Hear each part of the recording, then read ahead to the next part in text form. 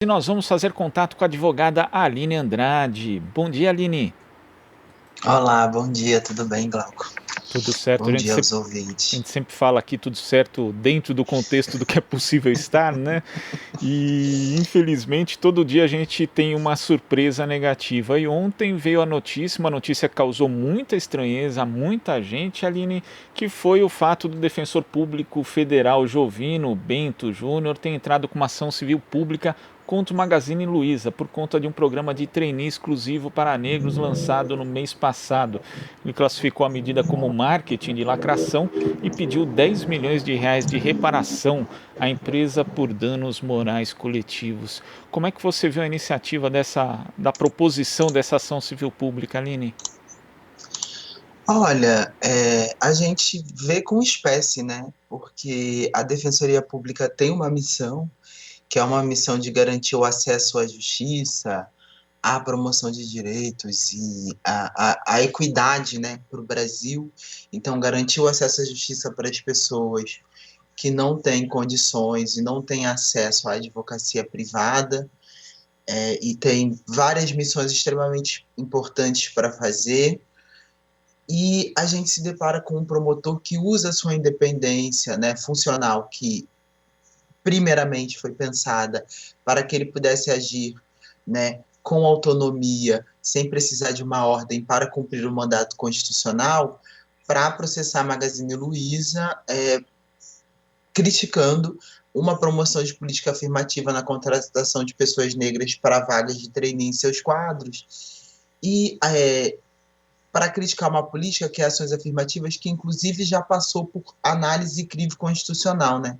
O Supremo Tribunal Federal já falou acerca da constitucionalidade das ações afirmativas, e a gente tem ampla base na Constituição e nos tratados que o Brasil assina para que essa medida seja tomada.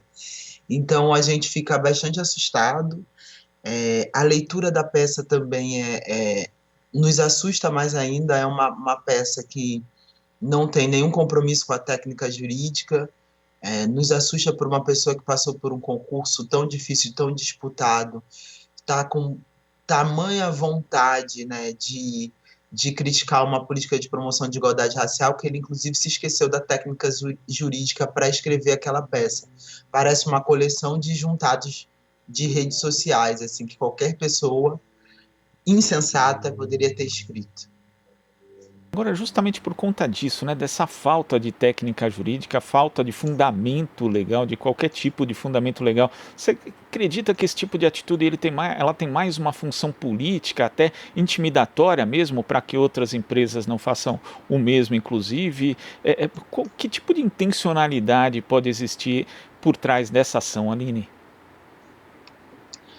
Olha, eu creio numa intencionalidade, sim, política, porque acredito que extrapola em muito a atuação. A própria Defensoria Pública da União fez uma nota de esclarecimento sobre a política de cotas raciais, dizendo que entende que ela é um forte instrumento para a realização dos objetivos fundamentais da República, ou seja, o próprio órgão tem discutido e é apoiador das ações afirmativas, entendendo que é um dever da administração superior ter essa promoção da igualdade racial, mas, ao mesmo tempo, afirma que é possível que membros da instituição atuem em um processo em polos diversos e contrapostos. Na verdade, isso é possível. O que não é possível é você propor uma ação contra o que já é tido como constitucional, contra a legislação brasileira, né? Isso está fora da independência funcional, a gente acredita. Então, só pode ser, de fato, um ato político, e um ato irresponsável, porque ignora todas as medidas, tanto da sociedade civil, notadamente, né, os movimentos negros, quanto do próprio poder público, para produzir redução de carência e de vulnerabilidade. Ele faz essa ação sozinho, sem observar a jurisprudência do Brasil. Tem, obviamente, ampla divulgação na mídia, porque causa espécie, de fato, a todo mundo, mas proteção constitucional e defesa de direitos, combate às desigualdades, que são os objetivos, né? O combate à desigualdade e à pobreza é um objetivo da República Brasileira é promover o bem de todos, promover ações para reduzir as desigualdades e os preconceitos de raça, sexo e gênero. Isso está como objetivo fundamental da Constituição da República Federativa do Brasil. Faz parte do pacto civilizatório que a gente aceitou em 88, que muita gente esqueceu, e pelo visto o defensor também, né? Mas não tem nenhuma base jurídica essa ação e, infelizmente, embora a gente saiba que os defensores têm independência funcional, ou seja, nenhuma atuação de um defensor precisa de uma análise prévia de mérito ou de uma autorização hierárquica superior, ele não precisa da chefia dele dar um ok para ele fazer uma ação, isso que significa independência funcional. Nós sabemos também que existe uma corregedoria que pode aparar esses excessos e essas ações contra a legislação. E nós acreditamos, de fato, que esse é o caso. Agora, ali, inclusive na peça, ele faz alusão a um suposto racismo que essa política de ação afirmativa teria ali como base. Como você vê as pessoas aludindo à questão a um conceito, que é um conceito absurdo, né, de racismo reverso? Eu queria que você falasse a respeito disso e o quão fica mais absurdo ainda esse conceito que é totalmente equivocado, né, ser aplicado no âmbito jurídico. Olha, eu costumo brincar, e é aquela brincadeira tragicômica, né, que para a gente falar em racismo reverso, a gente tinha que voltar mais ou menos no século XV, né, a gente, em vez do sistema de escravidão ser instituído para a Europa, para o benefício da Europa, ele precisaria ter sido feito pela África com a escravização de pessoas europeias, né? Então a gente precisaria construir todo um sistema jurídico, um sistema político que permitiu a escravização e a desumanização de seres humanos, inclusive um sistema religioso também, a desumanização, a desumanização de determinados seres humanos, como aconteceu com os africanos, e construir mais ou menos 300 anos de história de exclusão dessa população que está na diáspora africana, né? A gente chama a diáspora, que são os indivíduos que foram forçosamente tragos de África para as Américas como seres escravizados, né? Então, essa existência, essa fala de racismo reverso, ela é uma fala extremamente rasa, que não leva em consideração uma produção acadêmica de mais de 80 anos que nós temos no Brasil, que comprova inclusive com dados, a desigualdade material existente entre brancos e negros, ou seja, que existem de fato barreiras estruturais e conjunturais que impedem determinados cidadãos, notadamente negros e indígenas, de realizar plenamente seu potencial. Então, são os negros que têm dificuldade de acesso aos cargos de poder. São os negros que, mesmo sendo maioria da sociedade, não conseguem, né, acessar,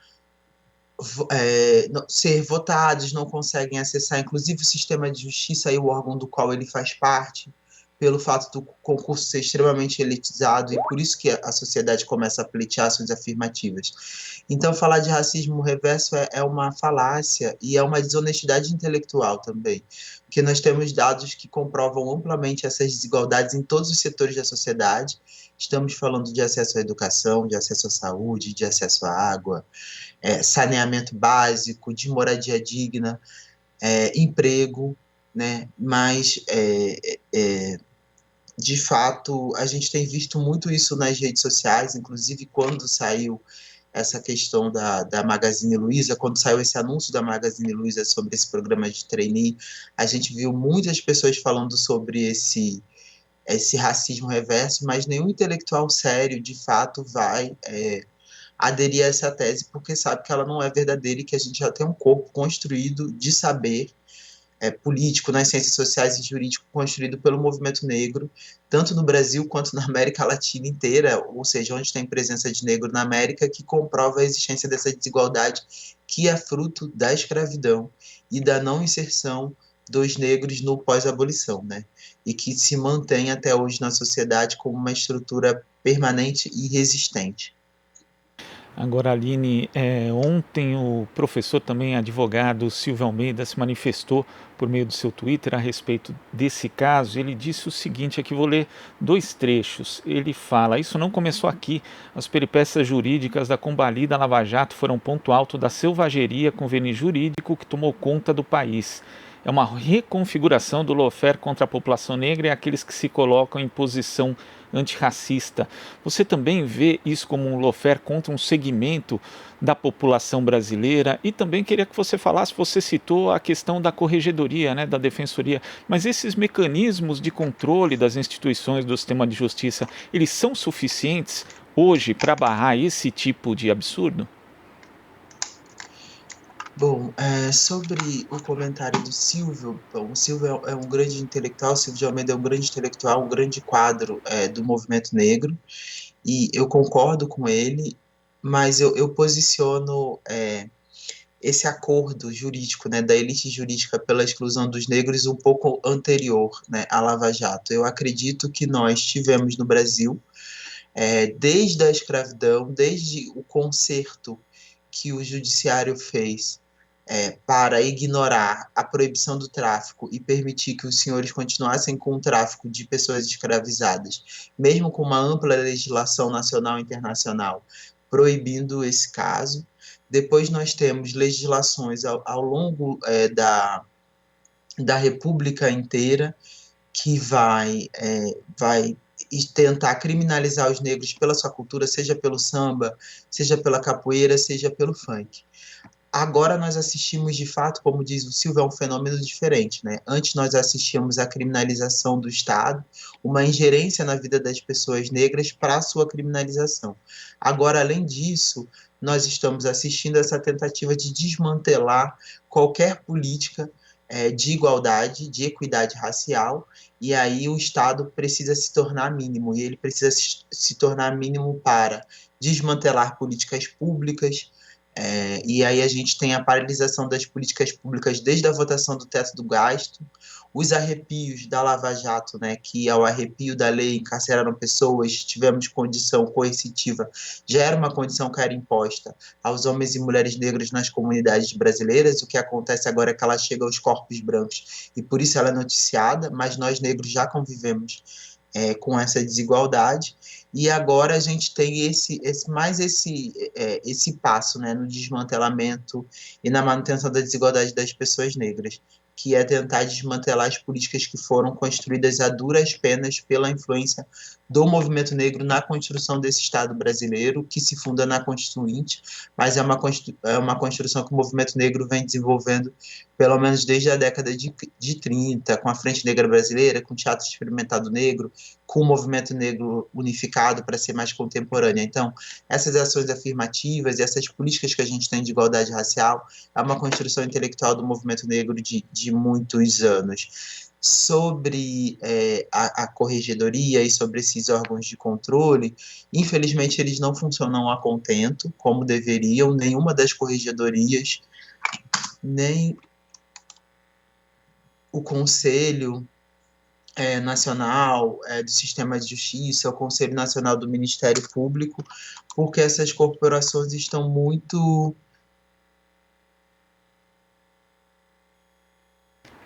Parece que tivemos um problema aqui de conexão com a advogada Aline Andrade. A gente vai tentar fazer a reconexão.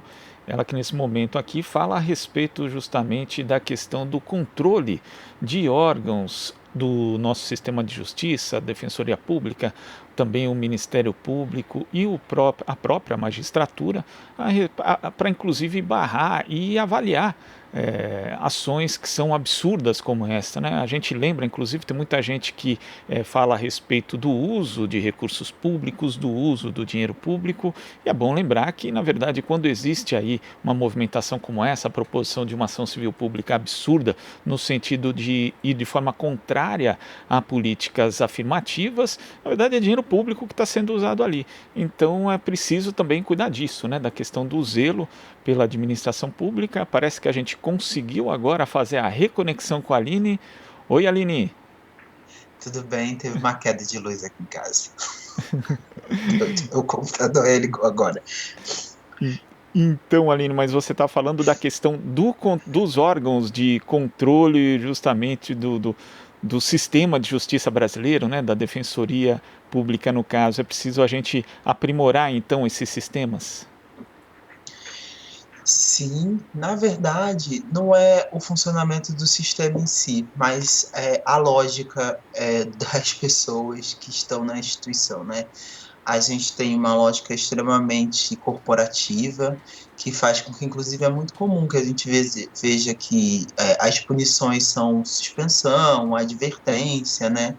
E quase uma suspensão escolar que a gente tinha, assim, educativa quando a gente era mais jovem, mas e muitas aposentadorias compulsórias para quem se desvia muito, inclusive em casos de corrupção dentro do sistema de justiça. O sistema de justiça que propaga tanto a Lava Jato premia os seus membros com aposentadoria compulsória. Você imagina, você vai ser aposentado e receber por ter feito algo errado, com aposentadoria compulsória, e ao mesmo tempo persegue os progressistas para se aposentar, seja porque não encarceram demais ou porque estão conectados com a sociedade civil no combate à desigualdade. Portanto, o sistema hoje não funciona porque essa loja interna corporativa é a que vige, e essa identificação, né, daquele que julga com aquele que é julgado, entendendo que a próxima pessoa pode ser ele, que é alguém de um cargo assim tão alto, eu sinto que as pessoas têm esse sentimento, não merecem uma punição tão grande, não é a mesma coisa que enviar um negro, né, para a prisão. Então, eles não, com o qual eles não se identificam e, portanto, não tem nem cuidado na leitura do processo. A gente tem visto esses sistemas não funcionar e vir uma lógica bastante grande de que, bom, ele tem direito e ele vai perder essa ação e a gente não vai dar nenhuma punição em relação a isso. Mas eu acredito que é um erro e que isso tem feito com que esses comportamentos se perpetuem, né, entre nós. Então, além de que seja julgada improcedente e legitimação proposta por esse defensor público, que é o que a gente espera também uma atuação forte da corregedoria para impedir essas ações contra lei ilegais. Nós estamos falando, ele está fazendo uma defesa, e aí as pessoas precisam entender isso. A crítica do movimento negro, inclusive a Coalizão Negra por Direitos, também está se manifestando, não é o fato dele ter uma posição diferente, é o fato de que ele está criticando uma política que já foi, tem base e fundamento legal e que foi constitucionalmente aceita pelas instâncias democráticas nesse país, né? Então, é isso que a gente está falando. Nós temos uma série de legislação, tanto o Estatuto da Igualdade Racial, do artigo 39, o Brasil é signatário de Convenção Internacional sobre a Eliminação de Todas as Formas de Discriminação, que autorizam políticas públicas e políticas privadas de promoção de oportunidades no mercado de trabalho para a população negra. Então, a crítica que nós estamos fazendo não é uma diferença de opinião, é uma diferença entre você estar a favor da legislação brasileira e, sendo um funcionário público, usar o seu cargo para defender essa legislação, ou você usar o seu cargo para ir contra o pacto constitucional que foi feito no Brasil, que é o que esse defensor está fazendo. A gente precisa frisar isso, né? Não se trata de opiniões diferentes, se trata da defesa de uma ilegalidade, de uma ação contra a maioria do Supremo. E ele até poderia ter essa opinião na vida pessoal dele privada, mas não como um agente público. Tá certo, Aline. Muito obrigado pela sua participação aqui no Jornal Brasil Atual e até a próxima. Tchau, gente. Obrigada. Bom dia para vocês. Bom dia. Conversamos aqui com a advogada Aline Andrade. Aqui você ouve as notícias que os outros não dão. Jornal Brasil Atual.